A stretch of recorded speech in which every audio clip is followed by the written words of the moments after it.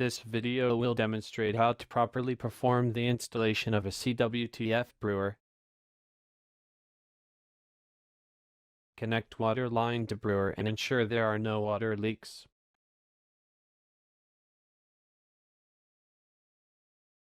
Place the heater switch at the rear of brewer in the off lower position. Connect brewer to a power source. Place an empty brew funnel and dispenser under the spray head panel.